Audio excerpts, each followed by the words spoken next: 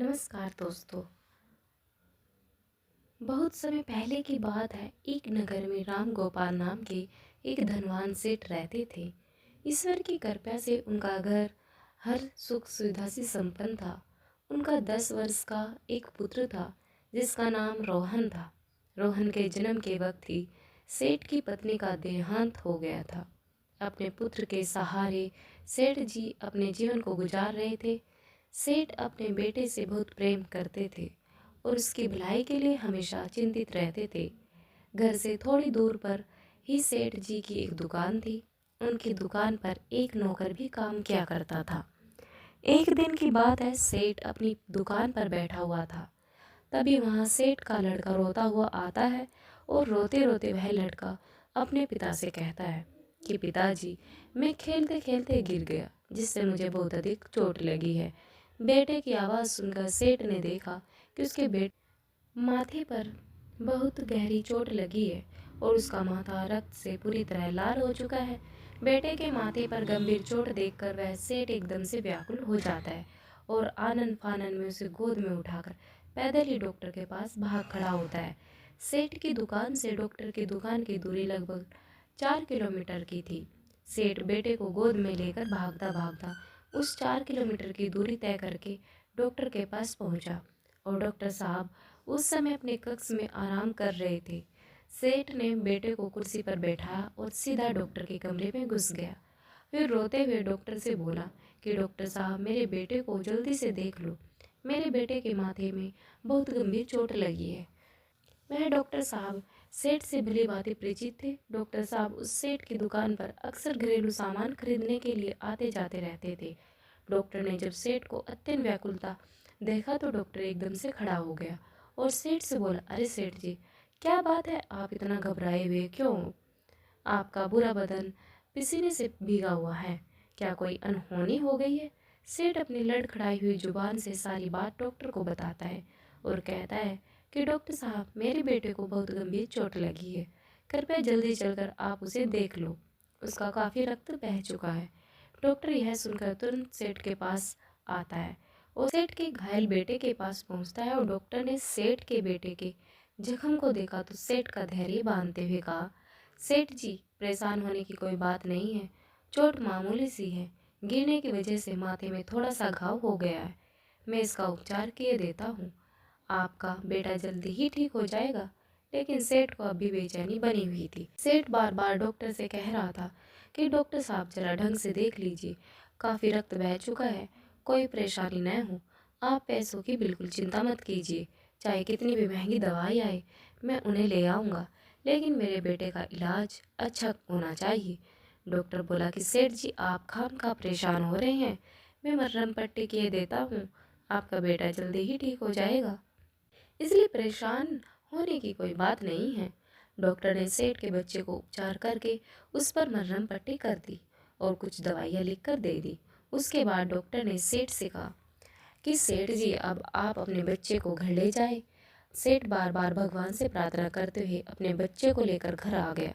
इधर जब शाम को दुकान बंद करके सेठ का नौकर सेठ के घर पहुंचा तो उसने देखा सेठ का बेटा सो रहा था और सेठ अपने बेटे के पास बैठकर बड़े ही प्यार से उसके माथे पर दबा रहा था। एक पिता बेटे के प्रति इतना प्रेम देखकर नौकर की आंखें नम हो गई। वह सोचने लगा कि हे भगवान, ऐसा पिता हर किसी को प्राप्त हो। इधर जब नौकर सेठ के पास पहुंचा तो नौकर ने देखा कि सेठ के कुर्ते पर खून के दाग लगे हुए थे।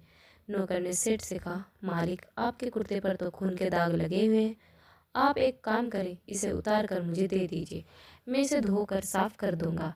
यदि इन दागों को साफ नहीं किया तो यह कभी नहीं जाएंगे और आपका इतना महंगा कुर्ता खराब हो जाएगा। अपने नौकर की यह बात सुनकर सेठ बोला कि भाई, मेरा कुर्ता मेरे बेटे से अधिक कीमती नहीं है। तुम मेरे कुर्ते की चिंता मत करो और जल्दी से बाजार जाकर मेरे बेटे के लिए काजू बादाम और मेवा मिष्ठान लेकर आओ। मुझे अपने बेटे को काजू बादाम पीस कर खिलाने हैं ताकि वह जल्दी से जल्दी स्वस्थ हो जाए। इसके शरीर में बहुत सारा रक्त बह चुका है। मुझे इसे हर रोज़ पौष्टिक चीज़ें खिलानी है ताकि उसके रक्त की पूर्ति हो सके। नौकर ने सेठ की बात मान ली और बाजार से फलों का रस, मेवा मिष्ठान लेकर आया।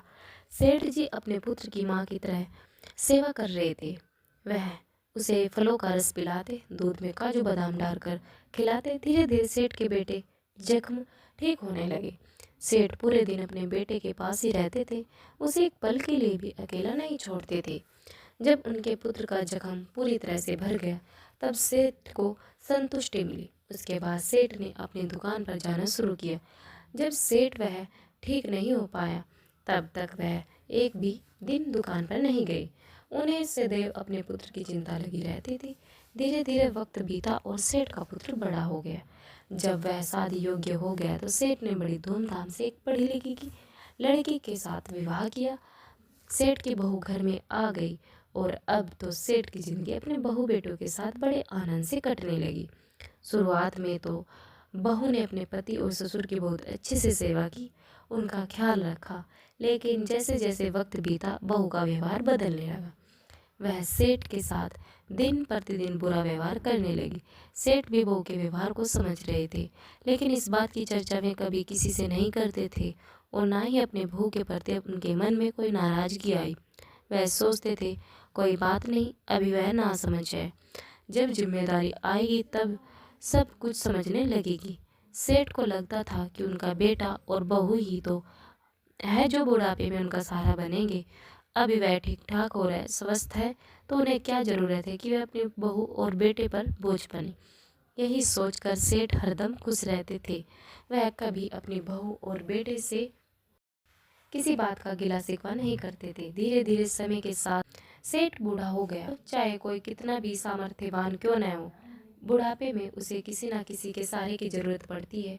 हर व्यक्ति एक दिन इस अवस्था को स्वीकार करता है। समय के साथ सेठ पर बुढ़ापा आ गया और साथ ही उसकी दुकान भी दिन प्रतिदिन बढ़ने लगी। अब तो उसकी दुकान एक बड़े शोरूम में बदल गई और पूरे शहर में सेठ का शोरूम प्रसिद्ध हो गया। आए दिन उनके शोरूम पर ग्राहकों की भीड़ लगी रहती थी। अब वह शोरूम सेठ के बेटे ने संभाल लिया था। एक दिन की बात है, सेठ और उसका बेटा साथ बैठकर भोजन कर रहे थे, तो सेठ ने अपने बेटे से कहा कि बेटा, अब तो तुम सब तरह से लायक हो गए, अच्छे से घर संभालते हो, दुकान संभालते हो। मैं अब बूढ़ा हो चुका हूँ, मुझसे अब कोई काम नहीं होगा, इसलिए मैंने सोचा है कि क्यों ना अब सारी संपत्ति तुम्हारे नाम कर दूँ, घर की तिजोरी की चाबी बहू को सौंप दूँ। सेठ का यह प्रस्ताव उसके बहू और बेटे को बहुत अच्छा लगा। मैं मन ही मन बहुत प्रसन्न हुई। अगले ही दिन सेठ ने अपनी सारी संपत्ति अपने बेटे के नाम करवा दी और घर की तिजोरी चाबी बहू को सौंप दी। कहा, बहू, अब तुम पूरी तरह से घर की मालकिन बन गई हो और अच्छे से घर को चलाओ। मुझे क्या चाहिए, बस मुझे समय से भोजन पानी दे देना, मेरी देखभाल करना। पिता की सारी संपत्ति बेटे की ही होती है। सेठ की बहू और बेटे ने सेठ से, पिताजी आप चिंता मत करिए, हमारे होते हुए आपको कोई कष्ट नहीं हो सकता, हम दोनों आपकी अच्छे से देखभाल करेंगे। सेठ की बहू मन ही मन बड़ी प्रसन्न होती कि चलो अब अपनी मन मर्जी खर्च कर सकूंगी, जैसे चाहूँ वैसे कपड़े पहन सकूंगी, जो इच्छा होगी वह खा सकूंगी, जो मन में होगा वही खरीद सकूंगी। सेठ अपनी सारी जायदाद बेटे के नाम करने के बाद अगले दिन अपने नौकर के साथ अपनी दुकान पर जा रहे थे। तब रास्ते में सेठ के नौकर ने सेठ से पूछा, सेठ जी, क्या आप कहीं तीर्थ करने जा रहे हैं? सेठ ने कहा, नहीं। नौकर बोला, फिर आपने अभी से अपनी सारी जायदाद बेटे के नाम क्यों कर दी? सेठ बोला, अरे भाई, इसमें क्या दिक्कत है, आज नहीं तो कल, वैसे भी मेरी सारी संपत्ति मेरे बहू और बेटों को ही मिलनी थी, तो वह मैंने अभी दे दी, क्या हर्ज है? बस वे दोनों खुश होने चाहिए, क्योंकि जब वे खुश हो रहेंगे तो मेरी भी अच्छी से देखभाल करेंगे। खैर, तुम इतना दिमाग मत चलाओ, मुझे क्या करना है सब पता है। नौकर चुप हो जाता है। कुछ समय और बीता और सेठ का बुढ़ापा और ज़्यादा हावी हो गया। अब सेठ को दिखाई देना बंद हो गया और सुनाई भी कम देने लगा। उसके शरीर में कमजोरी आ गई और चलने फिरने के लिए उसे नौकर के सहारे की जरूरत पड़ने लगी। सेठ अब अपने नौकर के सहारे चलकर दुकान पर जाता था और अपने बेटे के काम में हाथ बटाता था। धीरे धीरे उसके बुढ़ापे के शरीर के रोगों ने घेर लिया और वह बीमार होकर चारपाई पड़ गया। बिना सहारे के अब उससे उठान भी नहीं जाता था। एक दिन सेठ के लड़के ने कहा कि पिताजी, आप बीमार हैं, इसलिए आप पलंग पर मत सोइए, आपको चढ़ने उतरने में काफ़ी परेशानी होगी। तब सेठ बोला, हाँ बेटा, तुम ठीक कहते हो, मुझसे पलंग से भी चढ़ा उतरा नहीं जाएगा। दोस्तों, सेठ के लड़के ने क्या किया कि उसने अपने पिता का बिस्तर जमीन पर लगा दिया। अब वह बूढ़ा पिता दिन भर जमीन पर पड़ा रहता और उसका लड़का दुकान चलाता था।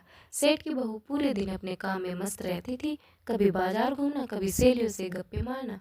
वह अपने काम में इतनी मस्त रहती थी कि अपने ससुर को भोजन पानी की भी नहीं पूछती थी। वह बेचारा अपने बिस्तर पर ही पड़ा आवाज लगाता रहता था। सेठ का लड़का और बहू अपनी अपनी दुनिया में मगन थे। बूढ़े पिता की तो उन्हें बिल्कुल भी चिंता नहीं थी।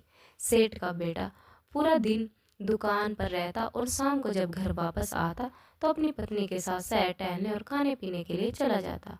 उसकी पत्नी ने घर पर भोजन बनाना कम कर दिया। वह अपने पति के साथ जाकर रेस्टोरेंट में स्वादिष्ट खाना खाती और घर पर अपने बूढ़े पिता को 3 दिन पुरानी बासी रोटियां खाने को दे देती थी।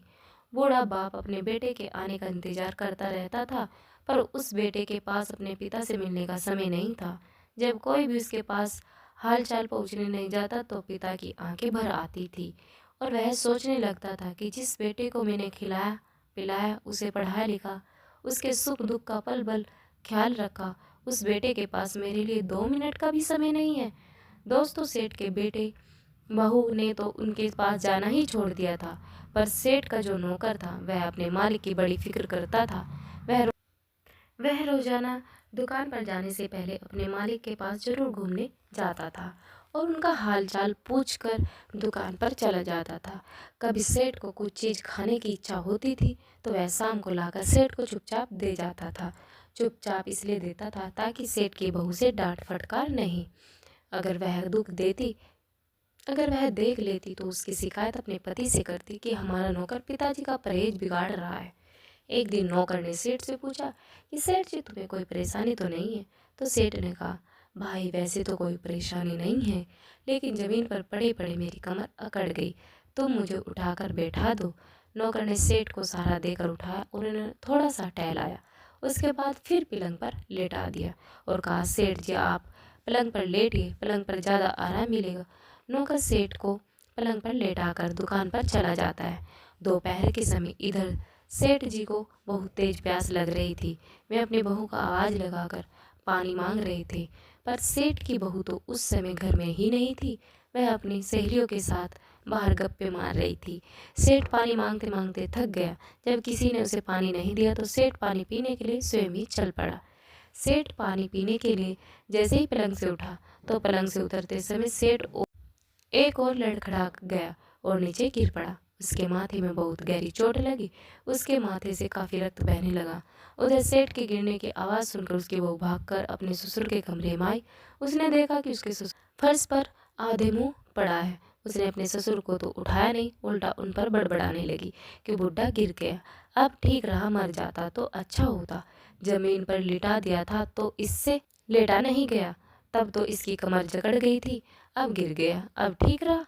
उसने फोन करके अपने पति को यह बात बताई, आपके पिताजी पलंग से नीचे गिर गए, उनको चोट लगी, उनके माथे में चोट लगी है, रक्त बह रहा है। सेठ के लड़के ने सुना तो उसने तुरंत अपने नौकर से कहा कि काका जी जल्दी घर जाइए, पिताजी पलंग से नीचे गिर गए, आप उन्हें ले जाकर जल्दी से अस्पताल में पहुंचे, दुकान बंद करके अस्पताल पहुंच जाऊंगा। नौकर भागा भागा घर पहुंचा। उसने घर जाकर देखा तो सेठ अभी भी उसी स्थान पर गिरे पड़े थे। सेठ की बहू ने उन्हें छुआ तक नहीं। नौकर ने अपने मालिक को जैसे तैसे उठाया और अस्पताल ले गया। हालांकि नौकर भी काफी बूढ़ा हो चुका था, फिर भी वह हिम्मत बांधकर उन्हें ले गया। दोस्तों, इधर सेठ की बहू ने देखा कि सेठ जिस कालीन पर गिरा था वह कालीन रक्त से लाल हो गई, तो वह मुंह बनाती हुई बोली, बुड्ढे ने इतनी कीमती कालीन खराब कर दी। बूढ़ा नौकर अपने मालिक के कंधों पर डालकर हाथ अस्पताल ले गया। अस्पताल से अस्पताल ले जाकर सेठ को दीवार के पास एक कुर्सी पर बैठा दिया और सेठ के बेटे को इधर उधर देखने लगा, पर उसे सेठ का लड़का कहीं भी नजर नहीं आया। तब नौकर ने उसे फोन लगाया और कहा, आप कहाँ हो? आपके पिताजी को काफी चोट लगी है, जल्दी अस्पताल आइए। तब सेठ का लड़का उधर से कहता है कि काका आप पिताजी को दिखाइए, अभी दुकान पर कुछ ग्राहक खड़े हैं, उन्हें निपटाकर और घर पर एक नई कालीन पहुंचाकर अभी अस्पताल पहुंचता हूँ। नौकर अस्पताल के बाहर बैठकर उनके आने का इंतजार करने लगा। वह सोचने लगा कि एक दिन वह भी था जब सेठ के बेटे को चोट लगी थी, हमारे मालिक उसे पैदल ही अस्पताल लेकर भाग गए थे। आधे घंटे की दूरी तब उस समय 10 मिनट में तय की थी, लेकिन यह लड़का गाड़ी से है, फिर भी 1 घंटे में अस्पताल नहीं पहुंचा। क्या जमाना आ गया है।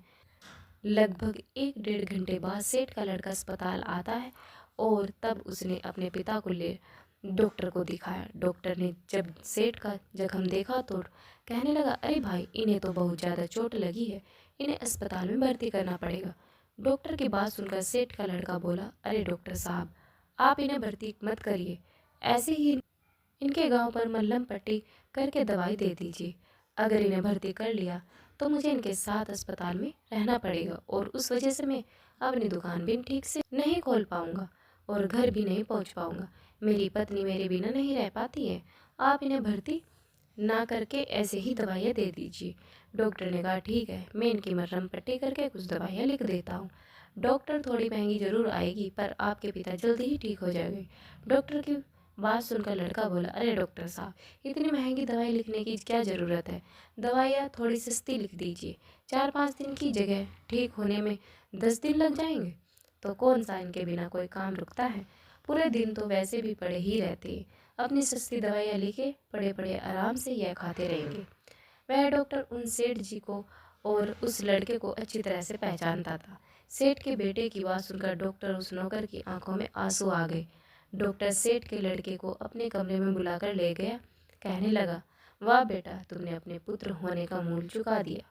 तुम्हारे जैसे बेटे इस धरती पर बोझ के रूप में होते हैं। एक दिन वह था जब तुम छोटे थे और तुम्हें छोटी सी चोट लगी थी, तो तुम्हारे पिता तुम्हारी उस चोट को देखकर व्याकुल हो गए थे। वह हाँफते हाँफते मेरे पास आए थे। उन्होंने मुझसे कहा था, डॉक्टर साहब, आप महंगी से महंगी दवाई लिखिए, चाहे मेरी सारी संपत्ति मेरे बेटे के इलाज में लग जाए, पर मेरा बेटा जल्दी ठीक हो जाना चाहिए। और एक तुम हो जो अपने पिता के लिए सस्ती दवाइयाँ लिखवाने की डिमांड कर रहे हो। तुम कैसे बेटे हो? दोस्तों, डॉक्टर की बात सुनकर सेठ का लड़का हैरान हो गया। तब नौकर सेठ के लड़के से बोला, हे बेटा, तुम्हें कुछ नहीं पता कि सेठ ने तुम्हें कैसे पाला है, कैसे इतना बड़ा किया। तुम्हें जन्म देने के बाद तुम्हारी माँ स्वर्ग सिधार गई, तब तुम्हारे इन्हीं पिता ने तुम्हारी माँ की तरह पालन पोषण किया। तुम्हारी खुशी के लिए उन्होंने अपना दूसरा विवाह तक नहीं किया। तुम जब परेशान हो जाते थे तो तुम्हारे पिताजी तुम्हारे साथ सोया करते थे। तुम 10 वर्ष के थे तो एक दिन तुम्हारे मस्तक में चोट लग गई। तब तुम्हारे पिताजी दुकान को खुला छोड़कर तुम्हें डॉक्टर के पास ले गए थे और आधे घंटे की दूरी 10 मिनट में तय करके मैं तुम्हें डॉक्टर के पास ले गई। यहाँ तक आने में 1.5 घंटा लग चुका था। तुम्हारे रक्त से उनका कुर्ता लाल हो गया। जब मैंने उन्हें कुर्ता साफ करने को कहा तो उन्होंने मुझसे कहा था, यह कुर्ता मेरे बेटे से ज़्यादा कीमती नहीं है। यही तुम्हारे पिताजी जब तक तुम ठीक न हो जाए तब तक तुम्हें छोड़कर दुकान पर भी नहीं गए थे। और एक तुम हो जिसे अपने पिता की जरा भी परवाह नहीं है। तुम अपने पिता की जिम्मेदारियों से भाग रही हो। तुम्हारे अंदर तो मानवता भी नहीं है। धिक्कार है तुम्हारी जैसी औलाद पर। भगवान ऐसी औलाद किसी को भी ना दे। अपने नौकर और डॉक्टर की बात सुनकर सेठ का लड़का भावुक हो गया और रोने लगा। उसकी आत्मा उसे धिक्कारने लगी। वह तुरंत उनके पैरों में गिरकर क्षमा। वह कहने लगा, डॉक्टर साहब, आपने मेरी आंखें खोल दी। मैंने अपने पिता के कर्ज को भुला दिया था। मैं अपनी स्त्री के प्यार में पड़कर अपने देवता समान पिता को भूल गया, जिन्होंने मुझे खुश रखने के लिए अपने सुखों का त्याग कर दिया। उन्हीं पिता को मैंने पराया करके उनके साथ बुरा बर्ताव किया है। मैं अपने किए पर बड़ा शर्मिंदा हूँ। मुझे क्षमा कर दो। डॉक्टर साहब ने कहा, बेटे, मुझसे क्षमा मांगने से अच्छा है कि आप अपने पिता से क्षमा मांगो। उसके बाद वह अपने पिता के पास गया और उनके चरणों में पकड़कर क्षमा मांगने लगा। डॉक्टर से कहकर उसने अपने पिता को अस्पताल में भर्ती करा दिया और उनके पास रहकर उनकी देखभाल करने लगा। अपने पिता का अच्छे से अच्छा इलाज कराया। पिता ने देखा कि उनका बेटा अब पूरी तरह से सुधर गया, उसके अंदर संस्कार आ चुके हैं, तो वह बूढ़ा पिता भी बड़ा प्रसन्न हुआ और अपने बेटे को गले से लगाकर बोला, बेटा तुम देर आए दुरुस्त आए। तुमने अपने आप को बुढ़ापे के कष्टों से बचा लिया, क्योंकि जो बुढ़ापा आज मुझ पर है कल तुम पर भी आएगा। जब आपके बहू बेटा आपके साथ इसी तरह का व्यवहार करेंगे तब आपके कितना दुख होगा। इसलिए बेटा, कभी अपने कर्तव्य से, अपने पुत्र धर्म से विमुख नहीं होना चाहिए।